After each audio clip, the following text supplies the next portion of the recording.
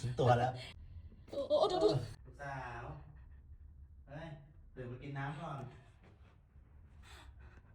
เฮ้ยแหงเมื่อคืนไปเมาไหนมาเนี่ยฮะ